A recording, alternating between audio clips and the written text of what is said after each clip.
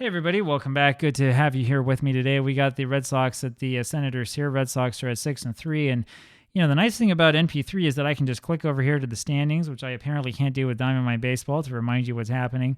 Red Sox in first place at 6-3, only a half game above the Browns and the White Sox, and a game above the New York Highlanders. So if Washington wins this one, man, this American League is going to be totally up for grabs. I mean, every team right now is within 3 games of first place. National League, as you can see, is a little bit different. It's mostly the Cubs and the Pirates for the time being. And let's take a look and see what happens here. So we have Doc Gessler leading this off for Boston. He rolls a 42, and that's going to be a 14, and that puts him on first base up against Long John Hughes. You know what I'm looking for? I'm looking for that 11, and I see it, and here comes Amby McConnell. And let's see what happens with McConnell. He rolls a 32 for a 26. That is a ground ball over to Delhanty, the second baseman. Throws over to first for the out, one away. And here's Gavy Kraveth with that runner on second base. See if we can drive it in. Gavy rolls a 54 for a 45. The little E does not come into play, and that's a fly ball over to Clymer. Otis Clymer in right field, one away. Here's Harry Lord. He rolls a 31 for a 9, and that's going to be a single over second base. But unfortunately for the Red Sox, Gessler ends up being thrown out at home. Milan makes the big throw over to Warner, who makes the catch at the plate, and that is the side being retired in the top of the first. And we go to the bottom of the first. Here is Jim Delahanty. He rolls a 14 for a 43, and we do have that little E roll. E rolls a 35, and that's going to be a fly out over to Kraveth in left field for the first out. Here's Clyde Milan. Milan rolls a 26 for a 30, another fly ball over to Kraveth and left, 2 away, and here's Jerry Freeman. He rolls a 63 for a 31. That'll be a fly ball pretty sweet over to Sullivan in center field. We go to the top of the second. Here is Bob Unglaub, one of those great names for those of you who speak German. He hits a little ground ball to right field for a base hit. And here's Heine Wagner. And Heine's going to throw a 33 for a 7, and that is a single to right center. And Unglaub, the slow runner, will only make it as far as second base. Runners on first and second now. Nobody out for the Red Sox. It's bunting time, and here's Denny Sullivan. And he rolls a 55, and that's going to be a bunt back to Hughes, who throws over to the second baseman, Jim Delahanty, covering her first for the out. That brings up Harry Ostiak, who was getting kind of a surprise start today. I should have looked a little bit closer, huh? On-base percentage of 0, slugging percentage of 0, 1 game played, 1 game in the field, and 3 plate appearances. Well, he's already had 3 this season.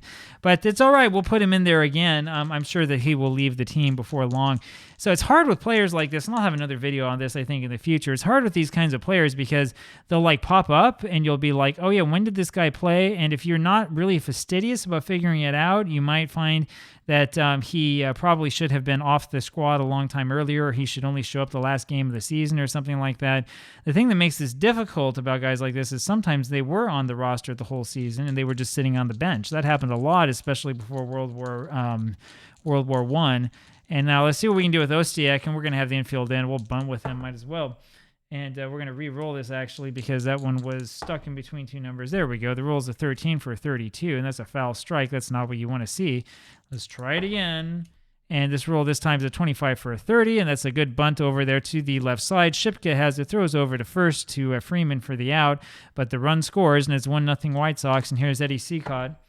And he rolls a 65 for a 35. That is a pop-up over to McBride. The shortstop makes the play. We go to the bottom of the second. Bob Gainley will roll a 52 for a 27. That is a ground ball over to Lord at third base. Throws to first for the out. And here is Otis Clymer. Rolls a 24 for a 13 and a strikeout. Strikeout number 1 of the game for Seacott, who has 8 so far this season. 1.83 ERA, pitching pretty well. And here is Bill Shipka, rolls a 53 for a 19, and that's going to be a ground ball over to the third baseman, Lord, who boots that one for an error. And here comes George McBride. Must have been one of those interesting knucklers that Seacott was so famous for. McBride rolls a 15 for a 10. This is going to be a single to right center field, sending Shipka to third, and then McBride steals second. Senators with something going on here. 2 outs here in the bottom of the second. Down 1-0, and Warner rolls a 16 for a 28. Infield, of course, is deep. That's a little ground ball over to short. Heine Wagner's got it. Throws to first for the out. We go to the top of the third, and here is Doc Gessler. Gessler rolls a 63 for a 31. That's going to be a fly ball over to Milan in center field. 1 away. Here's McConnell. He rolls a 32 for a 26. Ground ball over to Delahanty. Jim throws to first. 2 away. Here's Gavy Kraveth. He rolls a 16 for a 26. That's a ground ball this time to second base. Delahanty again has it. Throws to first for the out. We go to the bottom of the third, and here is Long Tom Hughes. Tom rolls a 64 for a 13 and strikes out. Strikeout number 2 by Seacott. See if he has another good game today, huh? Delahanty rolls a 55 for a 7 and gets the base hit. Second hit off of Eddie. That brings up Clyde Milan with one out and the runner on at second base. And I do think we will do some hit and run. Yes, please. Thank you very much. The roll here is a 13 for a 14, and that's going to be a successful steal of second base by Delahanty. Notice that the fact that he has an S to mean that he is theoretically slow doesn't stop him from stealing the base. Now, Milan's still up there, rolls a 31 for a 9, and that's a little ground ball over to Unglaub at first base, who does it himself, sending Delahanty to third. And here's Jerry Freeman, 2 outs, runner on third base. And he rolls a 41 for a 28, and we can forget about that. That's a little ground ball over to Heine Wagner, throws over to first for the out. We go to the top of the fourth. Harry Lord will roll a 16 for a 26. It's a ground ball over to Delahanty, throws to first for the out, one away. Sorry about that. Here's Bob Unglaub. He will roll a 12 for a 25, and that's another ground ball over, this time to McConnell, the second baseman, who throws to first for the out, 2 away. Here's Heine Wagner. And he rolls a 51 for a 9. That's a single, but that little E gets him as he tries to steal second base afterwards. We go to the bottom of the fourth inning. And this is going to be Bob Gainley. He rolls a 46 for a 27. That'll be a ground ball to Lord at third base. Throws to first for the out, one away. Otis Clymer now rolls a 55 for an 8, and that's a base hit, but he is caught stealing. That little C gets you every time. Bill Shipka up there now. He'll roll a 15 for an 11. That's a single, and then Shipka is able to steal second base with George McBride up there. 2 away, runner on second base for McBride. He rolls a 51 for a 9, and that's going to be a little ground ball over to Unglaub, the first baseman, who does it himself. And we go to the top of the fifth. Still 1-0 Boston. Up first, Denny Sullivan rolls a 24 for a 13 and strikes out. That's strikeout number 1 for Long Tom Hughes. And here comes Harry Ostiak again. And he rolls a 66 for an 8. Even when he gets the best roll he can possibly get, it's an out. He hits a little ground ball over to McBride, the shortstop, who throws to first for the out. My fault for starting him. 2 away, here's Eddie Seacott. And Eddie rolls a 13 for a 23. That's changed to a 36, which means it's just a ball. His next roll is a 46 for a 13. There's a strikeout, and we go to the bottom of the fifth. Here's John Warner, the catcher for the Senators. Warner rolls a 61 for a 36. Changed to a 38. No problem. It's a ball. His next roll is a 13 for a 14, and so Seacott loses him, and that's the first walk given up by Eddie so far in this game, number 7 given up this season. Runner on first base. It's time for Long Tom Hughes to bunt, and his roll is a 26 for a 13, which doesn't help much. That's strike number 1 on him. His next roll is a 36 for a 33, much better. Let's see, though, what happens with this little E roll, and it's a 26 just out of the range, and so that is a little comebacker over to Seacott, who throws over to short to Wagner, who makes the play at second base. They get the lead runner, and with 1 out, here's Jim Delahanty. Delahanty will roll a 55 for a 7. Excellent roll for a base hit. Hughes only goes up to second base because he's not quite fast enough, but now there's runners on first and second for Clyde Milan here, bottom of the fifth inning, still 1-0 Red Sox. And that Milan is going to roll a 25 for an 8, and that's a single that will score 1, and the tying run comes in, and Delahanty stays at second base, which is lucky for Milan, who avoids that little C because there's a runner on second base that prevents him from moving up. Here's Jerry Freeman. And Freeman will roll a 63. There we go. 63 for a 31. That's a little fly ball over to Sullivan in center field. 2 outs now for Bob Gainley. 1-1 ball game now. Brand new ball game. And Gainley rolls a 25. I have to look again to make sure of my colors. 25 for a 10. That's a single that beats out a bunt. Well, he's not going to bunt with 2 outs. We're going to say that's a swinging bunt there by him. And the base is now loaded for Otis Clymer. Otis Clymer hitting .286 this season, .394 on base percentage, slugging percentage of .357, so not much power, and he rolls a 42 for a 13. You can forget about the whole thing. Strikeout number 3 for Seacott, and we go to the top of the 6th. Here's Doc Gessler. Gessler will roll a 65 for a 35. It's a little pop-up over to Shipka for the first out at third base. Here's Andy McConnell. McConnell rolls a 21 for a 30. That's a fly ball over to Gainley and left. 2 away. Here's Gavy Kravitz. He rolls a 22 for a 7. That'll be a single. Hit number 5 for the Red Sox, and that brings up Harry Lord, who rolls a 65 for a 35. That is a foul out over to Warner, the catcher. We go to the bottom of the 6th, and here's Bill Shipka. Ooh, he rolls an 11 for a 0. The next roll is a 31 for a 2, so a big triple by Bill Shipka. I can't see, unfortunately, by double-clicking on him how many triples he had in real life. A little bit curious, but he does get the triple. This is where the question is, do you bunt or do you swing away? I think we swing away, actually, in this situation. At home with a runner on third base, nobody out. Let's swing away, see what happens.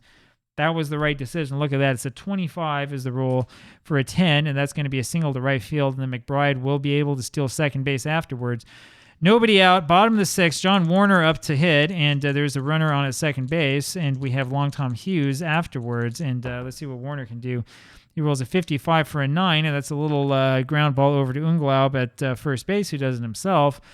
One away now, runner on third base, and here's Long Tom Hughes, and we're just going to have him swing away. The infield comes in here for the Red Sox, and he rolls an 11. Man, look at this. Look at this. And his second roll is a 43 for a 7. That's a base hit for Hughes, who scores the run, drives him in. And Seacott, who pitched so well in his last start, is falling apart here. Now here is Jim Delahanty. He rolls a 26 for a 13 and strikes out, and that means there's 2 away, and that brings up Clyde Milan. And Milan rolls a 62 for a 12. That's a little ground ball over to second baseman McConnell, who flips over to Heine Wagner at short for the out. And we go to the top of the 7th. 3 of the 1 now, those Senators, and here comes Bob Unglaub. Unglaub rolls a 14 for a 43. And boy, that rolls a 14, that little E roll, and that is within the range. That means that's going to be an error there on the second baseman on Delahanty. Unglaub now the runner on first base, and here's Heine Wagner who's up there. And the question is, well, do you bunt? Do you hit and run? My instinct says hit and run, but he doesn't have that 11, and I worry about that. Let's bunt. Let's bunt and see what happens. And the roll is a 46 for a 29, which is not what you want when you bunt. That's a little bunt over to first base. Freeman ends up throwing over to McBride at second for the force. So a poorly executed bunt there by Heine Wagner. Wagner, though, if I remember right, he does have that 11, so we can't hit and run here. Let's see what we do. What happens when we do that. Rolls a 55 for an 8, and that's going to be a ground ball over there to Delahanty, who throws over to first for the out, 2 away. And here is Harry Ostiak with another one of these at-bats he never had in real life. His rolls a 32 for a 26. That's a little ground ball over to Delahanty. Jim makes the play cleanly, throws to first for the out, and we go to the bottom of the 7th. Here's Jerry Freeman. I'm going to move this back a little bit, and his roll is a 24 for a 13 for a strikeout. Strikeout number 5 for Seacott.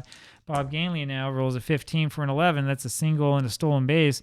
Hit number 11 off of Seacott, and he's not going to last long if this keeps up. Up next is Otis Clymer, who rolls a 25 for a 10, and that's an infield hit, which will send Gainley to third base. Brings up Shipka with runners at the corners, and Clymer does have that 11 that we love. We're going to do some hit and run action. The infield comes in. Ooh, and the roll's a 33, but that's going to be an 8 that ends up being a single to center field and sends Clymer over to third base, and Seacott is losing his effectiveness. That means that we now still have runners on the corners with nobody out, and we're going to probably keep the infield back this time, and here comes George McBride. And McBride rolls a 44 for an 8, so that's going to be another one of these hits, and McBride is caught stealing for the first out here, but that means that there's a runner on third base now for John Warner and Bill Shipka on third. 2 outs now, bottom of the 7th, 5-1 Senators, and Warner rolls a 24 for a 13, and Seacott, who's going to leave the game here, ends up with 6 strikeouts in this one, and he just fell apart is all I can say about it. And let's take a look and see who we're going to put on here. Man, there's nobody on this bench. I mean, there's absolutely nobody. Jim McHale. Jim McHale is going to be the hitter. And we'll see who we can put in as a pitcher. He rolls a 14 for a 43, and there's a little E, but the roll's a 45, which is without the range. Outside the range is a fly ball over to Gainley, the left fielder, for the first out. Doc Gessler now rolls a 41 for a 28. That is a ground ball over to McBride, who throws to first for the out, 2 away. 41 in national pastime, I know this now, was almost always a 24. Now it's 28 in NP3. How about that? McConnell rolls a 55 for an 8, and that's a base hit over the left center field. Hit number 6 for the Red Sox, and here's Gavy Kravitz trying to make a rally. His rolls a 52 for a 27, and that's a little ground ball over to Shipka at third base. Flips over to Delahanty at second. That'll do it. We go to the bottom of the 8th inning, and here's Long Tom Hughes. Hughes rolls a, whoa, my mistake here. We're going to have to re-roll that. My mistake. I wish that I had a pop-up that would come up and say, hey, idiot, you forgot to put in the pitcher. Let's see who we want to put in.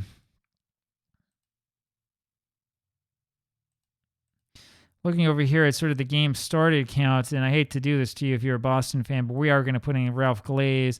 Ralph Glaze is the new pitcher, and we're going to re-roll that for fairness, and it's a 23 for a 30. I think it's the same roll we just had.